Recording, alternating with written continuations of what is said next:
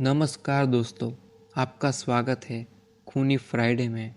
आप सुन रहे हैं मेरे यानी खूनी फ्राइडे के साथ हॉरर पॉडकास्ट। तो दोस्तों, आज की एक कहानी मुझे सुनाई है मेरे दोस्त सुनील ने। उनके साथ ये रियल में घटी घटना है, लेकिन कहानी सुनाने से पहले मैं आपको एक चीज़ बताऊंगा जो उन्होंने मुझे बताई है। वो मैं बताना चाहूँगा कि उन्होंने ये कहानी किसी और चैनल को शेयर की थी। वो चाहते हैं कि ये कहानी खूनी फ्राइडे सुनाई जाए, और इसलिए ये कहानी हमारे चैनल खूनी फ्राइडे के माध्यम से हम सुनाते हैं। कहानी का नाम है छलावा, और ये कहानी सुनील जी के निजी अनुभव पर आधारित है। नमस्कार दोस्तों, मेरा नाम है सुनील। खूनी फ्राइडे के इस मंच पर मेरी नई स्टोरी है। मैं रोज़मर्रा के जीवन में पैरालौकिक चीज़ों को बहुत बार देख पाता हूँ, उन्हें महसूस कर पाता हूँ। आगे क्या होने वाला है, कुछ अच्छी या बुरी घटना का मुझे पूर्वाभास हो जाता है। मुझे अक्सर आत्माएं दिखती है। सकारात्मक या नकारात्मक शक्तियों के आसपास होने पर मैं उनकी मौजूदगी पहचान जाता हूँ। आत्माओं से संपर्क कर पाता हूँ, फिजिकल और मेंटल हीलिंग कर पाता हूँ। शायद ये मेरा बर्थडे गिफ्ट है। कुछ लोग इसे उपहार समझ सकते हैं, वहीं कुछ लोगों के लिए यह श्राप जैसा है। खैर, यह तो अपनी अपनी भावना है। मैं इसे गॉड गिफ्ट की तरह समझता हूँ। इस वजह से पारलौकिक गतिविधियों की तरफ मेरा रुमन बहुत है। आज मेरी आयु 30 वर्ष है। ये मेरी आप बीती उस समय की है जब मैं तंत्र क्षेत्र में नया नया साधक था। ये अनुभव काली साधना के अनुभव के वर्षों के आसपास का है। उन दिनों में अपने एक दोस्त के किसी रिश्तेदार की शादी में अपने बड़े भाई और कुछ दोस्तों के साथ गया हुआ था। हालांकि मैं जानना तो नहीं चाहता था, क्योंकि सुबह से कुछ बुरा एहसास आ रहा था कि कुछ तो बुरा होने वाला है। दोस्तों ने कहा कि भाई, तुम ज़्यादा सोचते हो, हम हैं ना साथ में, हमारे साथ चलो, कुछ मूड भी ठीक हो जाएगा। तो मैं रात के 8 बजे मैं उनके साथ चला गया। हमने बारात शादी डांस में बहुत मज़े किए, पर नाचते हुए मेरे दो दोस्तों में जोरदार वाद विवाद हो गया। वो झगड़ा इतना ज़्यादा बढ़ गया कि मैंने उन्हें समझाया और वहाँ से दूर चला गया। मेरा शादी वाला मूड था वो बिगड़ गया था, तो मेरे बाकी दोस्त मुझे समझाने और मनाने लगे। झगड़ा शांत हो गया। वहाँ से हटकर हम लोग पंडाल में चले गए, खाना खाने लगे। तो तभी फिर से बात बात में विवाद फिर से शुरू हो गया। मेरा मूड फिर खराब हो गया, तो मैंने ठाल वही रख दी। कहा कि तुम लोग झगड़ते रहो, मैं घर जा रहा हूँ। हालांकि मुझे बाइक चलानी नहीं आती थी और मेरा घर लगभग 3 से 4 किलोमीटर दूर था। रात के तब 1 बज रहे थे। मैं गुस्से में उठा तो मेरे दोस्त मुझे रोकने मेरे पीछे दौड़े। मैंने पंडल का कपड़ा उठाया, एक तरफ नीचे से बाहर को निकल गया, बिना रुके 5-6 कदम और आगे बढ़ा। यह मेरी बड़ी गलती थी, पर मुझे यह पता नहीं था मेरे साथ जिंदगी का इतना बड़ा हादसा होने वाला था। पारलौकिक जगत का एक बड़ा अनुभव मिलने वाला है। मैं जैसे ही पंडाल से बाहर हुआ, ठंडी हवा का झोंका मुझे छूकर निकल गया। मैंने आंखें नीची और गहरे सांस ली। मेरे शरीर में कब कभी सी छूट गई। अचानक से सन्नाटा छा गया। आसपास तेज अंधेरा और सन्नाटा। मैंने पलट के देखा तो मैं जिस पंडाल से निकला था वो अब मेरे पीछे नहीं था। ना शादी का कोई शोर था, ना वो पंडाल एकदम सुनसान। मुझे कुछ भी समझ नहीं आया कि क्या करूं, कहाँ जाऊं। मैं कुछ पल भर में कहाँ आ गया था, मुझे कुछ समझ नहीं आ रहा था। मैं गुस्से से भरा हुआ था। न जाने कि मुझे इतना आभास भी नहीं हो रहा था कि मैं ख्याल कर सकूं कि मैं कहाँ हूँ, और मैं आगे बढ़ गया। बस इतना पता था कि वो किसी तरह का जुताई किया हुआ खेत है। आगे चलने लगा तो यूं महसूस हुआ कि मेरे पीछे कोई चल रहा है। मैं उसकी और मेरे कदमों की आवाज़ सुन सकता था। मैं डर से लड़खड़ाने लगा कि यदि मेरे दोस्त हो तो वो आवाज़ देंगे, पर वो कोई फुसफुसाहट की आवाज़ थी। मैं और तेज़ चलता। जितनी तेज़ मैं चलता उतनी तेज़ वो एहसास वो कदमों की आवाज़ में महसूस कर सकता था। लगता था जैसे कोई बराबर मेरे साथ ही चल रहा हो। मैं रुकता तो वो भी रुक जाता, तो मैं ना चाहते हुए भी दौड़ पड़ा। आसपास तेज अंधेरा था और मैं पसीने से लथपथ। आसमान में बादलों ने चांद को थोड़ा ढक रखा था और चांद की हल्की रोशनी, बस। फिर भी आसपास देख पाना मुश्किल था। मैं कांटे, झाड़ियों, कीलों पत्थर से टकराता भागता रहा और तभी पीछे से किसी ने भारी आवाज में कहा, ए रुक, रास्ता भूल गया है क्या? वो सुनते ही मैं किसी पत्थर से टकरा कर गिर पड़ा। मैं घबराते हुए यहाँ वहाँ देख रहा था, पर वहाँ मुझे कुछ भी दिखाई नहीं दिया। मैं मन ही मन में सोच रहा था कि हे भगवान, ये मैं कहाँ आ गया और मैं क्यों आ गया इस शादी में। मैं थोड़ा संभला तो याद आया कि मेरे पॉकेट में मोबाइल है।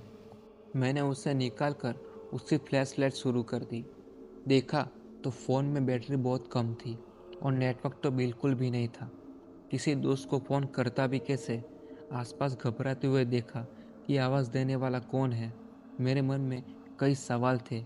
ये कोई चोर, लुटेरा, कोई भूत तो नहीं? ये जगह कौन सी है? क्या मैं मरने वाला हूँ? मैं घर कैसे जाऊँगा?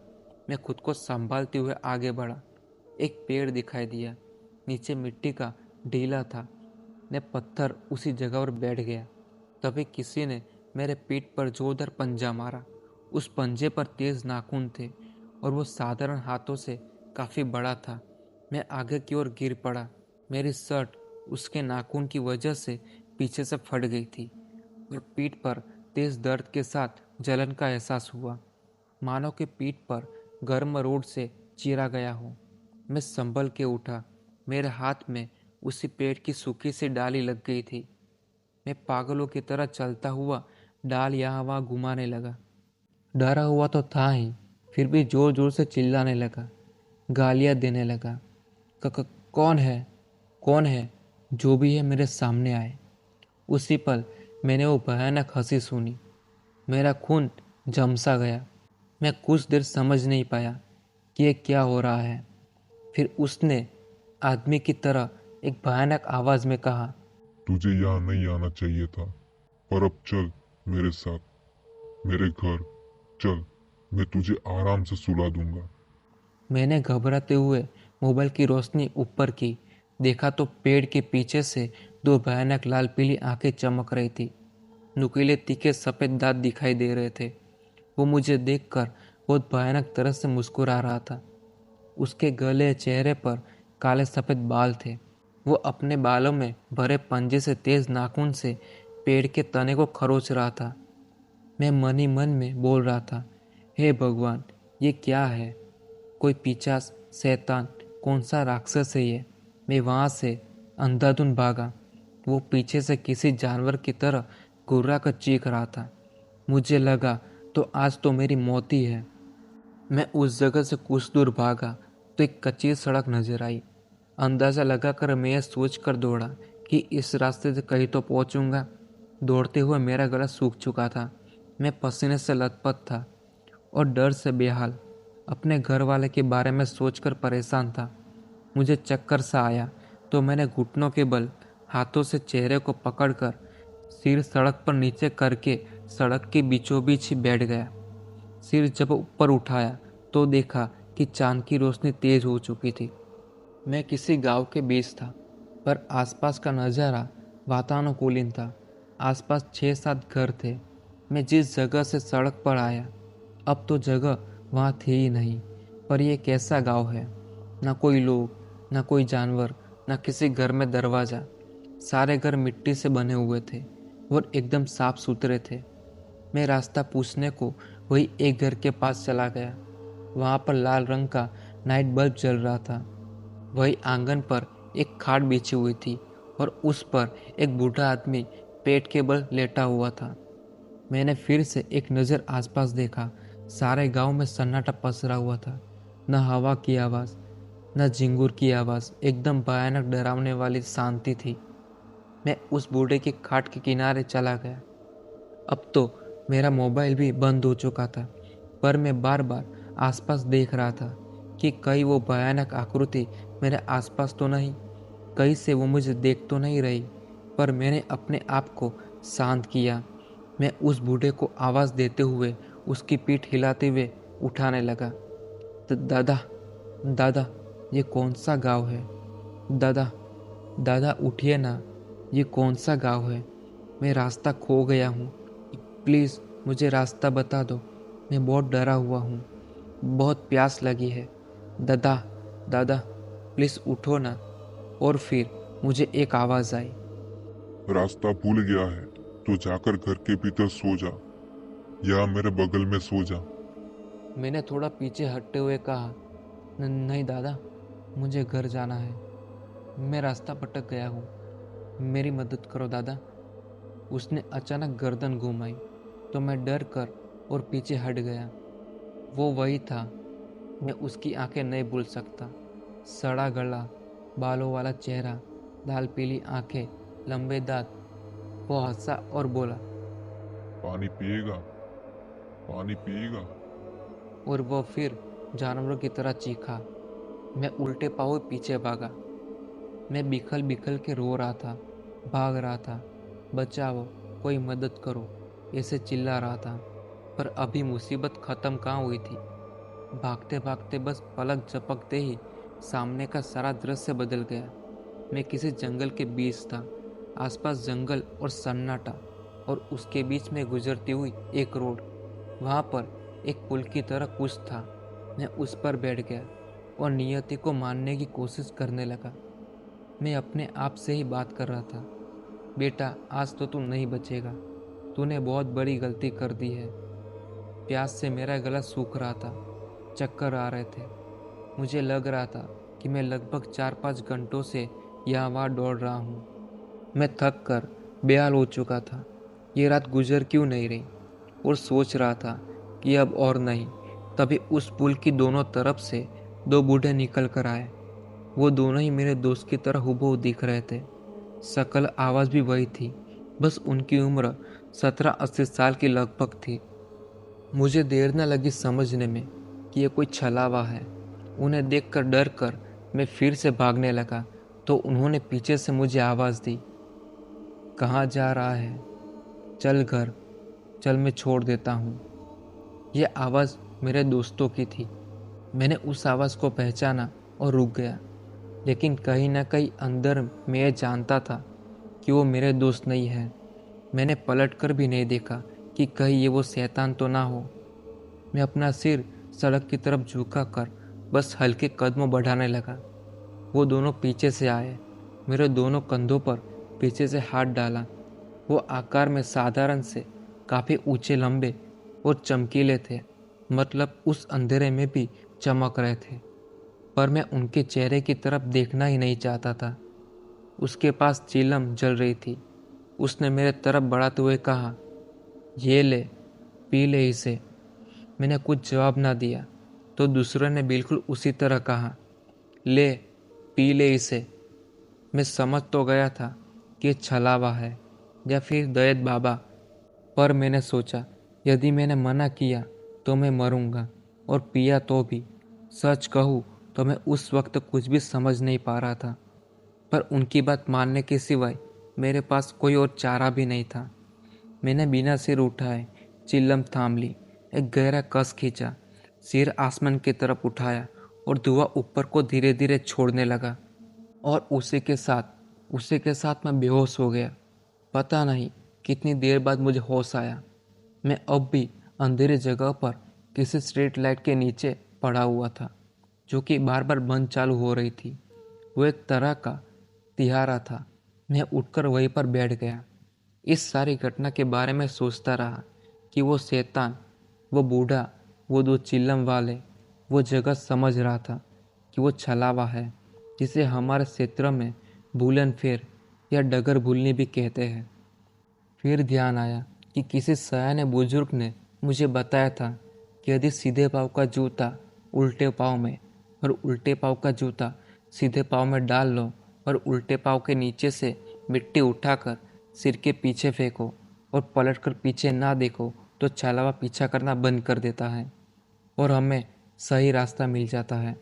मैं इस बात की पुष्टि नहीं करना चाहता, पर मैंने ऐसा किया और आगे सीधा रास्ता चल दिया और धीरे धीरे आंखों के सामने सब धुंधला सा बढ़ गया और एकदम से अंधेरा छा गया। मैं सड़क पर फिर घुटनों के बल बैठ गया, अपनी आंखें मलने लगा।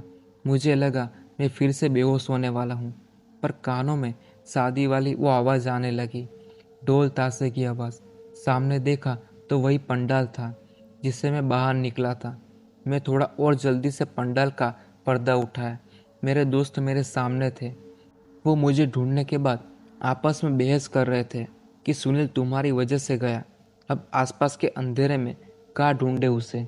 मैं उनकी तरफ दौड़ा और उनको धक्का मारा कि सालों मरा नहीं हूँ मैं अब। वो घबरा कर मेरे गले लग गए। मैंने उन्हें कसकर गले लगा लिया। वो तब मुझसे पूछने लगे कि मेरी हालत ऐसे कैसे हो गई थी। मैंने उन्हें बहुत गालियाँ दी, पर उन्होंने मुझे बताया कि मेरे टेंट के निकलने के बाद वो भी उसी जगह से निकले थे, पर मैं उन्हें कहीं दिखाई नहीं दिया। वो गाड़ियों से हर रास्ते पर मुझे ढूंढने के आ चुके थे। उन्हें लगा कि मैं किसी से लिफ्ट लेकर घर पहुंच गया हूं, पर जब उन्हें खबर हुई कि मैं घर भी नहीं पहुंचा, तो वो मुझे वहीं पर ढूंढने लगे। मुझे फ़ोन भी किया था, लेकिन मेरा फ़ोन लग ही नहीं रहा था। मेरी हालत देखकर वो सभी बहुत ज़्यादा घबराए हुए थे, क्योंकि मैं तभी काँप रहा था। कपड़े, शरीर, हालत अस्त व्यस्त थी। मैंने खूब पानी पिया, अपना मुंह धोया और समय पूछा कि क्या वक्त हो रहा है। तो उस वक्त रात के मात्र 2 बज रहे थे। मतलब मुझे पूरी रात भागने और दौड़ने का अनुभव हुआ है और यहाँ बस 1 घंटा बीता है।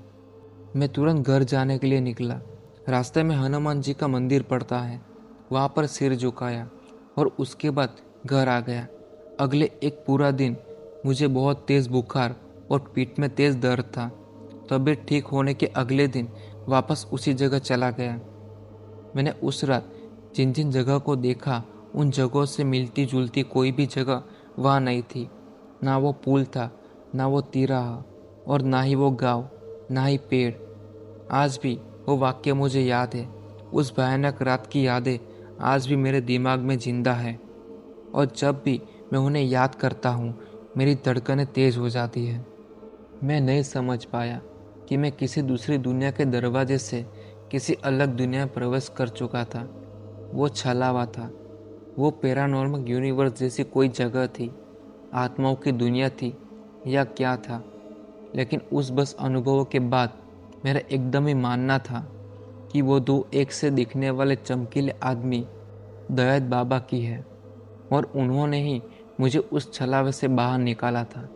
तो दोस्तों, यह है मेरा अनुभव, मेरे जीवन की एक भयंकर रात। तो आपको ये किस्सा, ये कहानी कैसी लगी, आप मुझे ज़रूर बताइए, और हमारे चैनल को लाइक और सब्सक्राइब करना ना भूलें। तो मिलते हैं जल्दी अगली कहानी के साथ। तब तक के लिए धन्यवाद।